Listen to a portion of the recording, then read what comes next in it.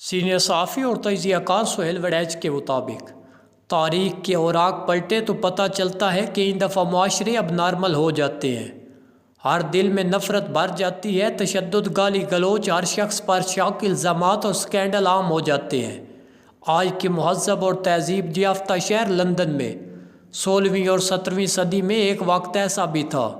ہر گلی محلے میں روز لڑائیاں ہوتی تھیں، تشدد، مار پیٹ اور گالیوں کا عام رواج تھا۔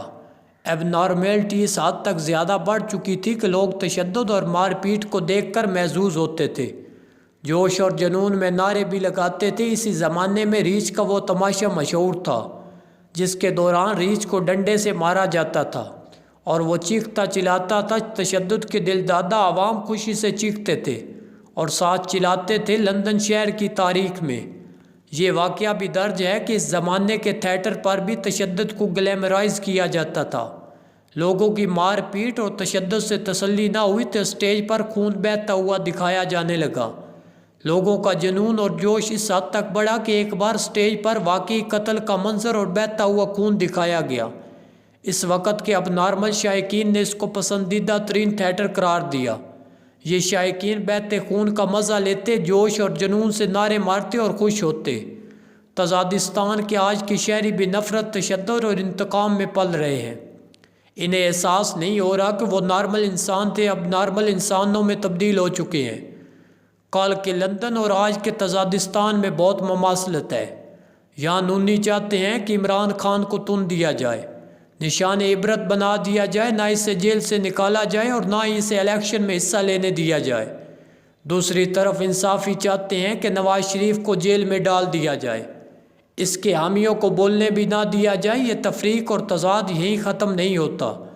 جنرل باجوہ اور ان کے قبائل کے لوگ یہ کہتے نہیں تھکتے، اگر سینٹ، پارلیمان اور صوبائی اسمبلیوں کے 1200 اراکین کو مار دیا جائے تو ملک کے معاملات ٹھیک ہو جائیں گے۔ دوسری طرف کے انتہا پسند اس حد تک چلے جاتے ہیں کہ فوج کو ختم کرنا ہی ملکی مسائل کا حل سمجھتے ہیں۔ نفرت کا یہ سلسلہ اس قدر گہرا ہے کہ فوج کے بارے میں تصور ہے وہ عوام کو بلڈی سویلین سمجھتی ہے، اور دوسری طرف کے ان سویلین فوج کے جرنیلوں کو سوچ اور سمجھ سے عاری خیال کرتے ہیں۔ ایک وقت تھا کہ میڈیا کی بڑی عزت تھی، مگر نفرت کے اس ماحول میں میڈیا بھی ایسے ہی حالات کا شکار ہے۔ انصافی سرعام کہتے ہیں کہ میڈیا بک چکا ہے۔ ہر کسی پر الزام لگا دیتے ہیں کہ وہ لفافہ ہے۔ فیس بک اور ٹویٹر پر پڑھے لکھے لوگ ایک دوسرے کو گالیاں لکھ رہے ہیں۔ بالکل وہی اب نارملٹی دیکھنے میں آ رہی ہے جو لندن میں بہتے خون کو دیکھ کر مزہ لینے والوں میں تھی۔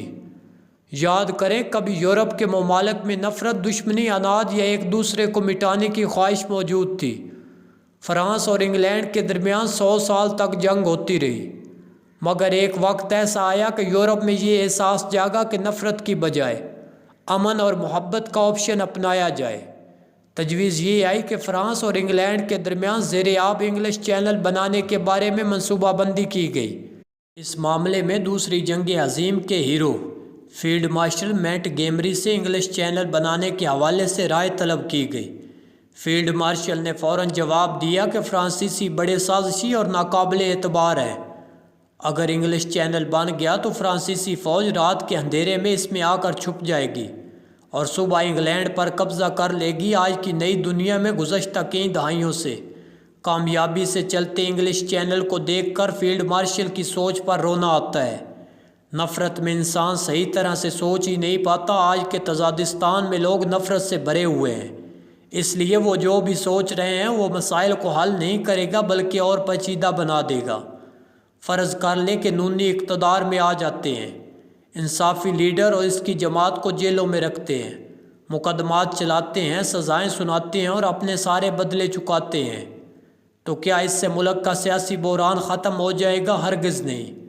اب دوسرا رخ دیکھ لیں، انصافیوں نے نونیوں کے لیڈر کو جیل میں رکھا۔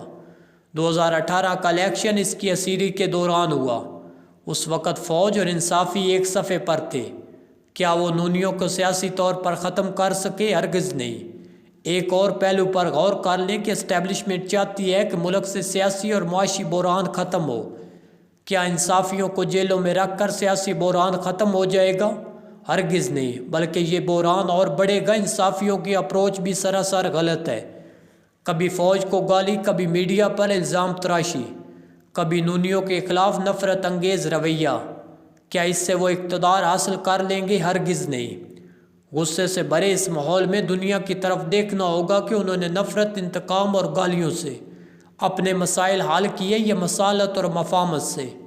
یورپ نے عالمی جنگیں لڑنے کے بعد بلا کر اپنے دشمنوں جرمنی اور جاپان کی تعمیر نو میں حصہ لے کر مفاہمت اور مصالحت کا راستہ اپنایا۔ ہمیں بھی تضادستان کے اندر اگر تضادات کو ختم کرنا ہے تو مفاہمت اور مصالحت کا رویہ اپنانا ہوگا۔ پاکستان کی واحد مشترکہ دستاویز آئین پاکستان ہے۔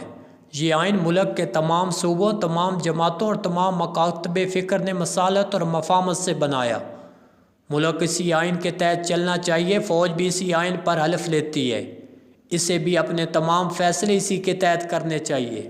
سب سے پہلے تو سیاسی جماعتوں اور ان کے کارکنوں کو نفرت اور انتقام کے رویے ترک کرنا ہوں گے، ایک دوسرے کو برداشت کرنا ہوگا۔ دنیا میں کبھی ایسا نہیں ہوا اور نہ ہی ہوگا کہ پوری قوم ہی ایک جماعت کی حامی بن جائے اور اس کے سارے مخالف صفحہ ہستی سے مٹ جائیں۔ جمہوریت کی ماڈرن تشریح یہ بھی ہے کہ اکثریت کی ایسی حکومت جو اقلیت کے حقوق تسلیم کرے۔ اگر آپ اپنے مخالف کو زندہ رہنے اور اسے اپنی رائے کا حق رکھنے کو تسلیم نہیں کرتے تو آپ جمہوری نہیں بلکہ فاشسٹ سوچ کے مالک ہیں۔ اہل سیاست ایک دوسرے کو برداشت کر لیں تو پھر اسٹیبلشمنٹ اور سیاستدانوں کو بھی پاکستان کو آگے بڑھنے کے لیے مفاہمت اور مصالحت کے راستے پر چلنا ہوگا۔ منتخب حکومتیں گرانا اور نئے نئے تجربے کرنا بیکار ثابت ہوا ہے۔ سیاست کو نیچرل انداز میں چلنے دے، بلاخر بنگلہ دیش اور بھارت کی طرح سیاستدان ملک کو بہتر طریقے سے چلانا شروع کر دیں گے۔ حکومت چلانا سیاستدانوں کا حق ہے، دنیا بھر میں اس حق کو تسلیم کیا جاتا ہے۔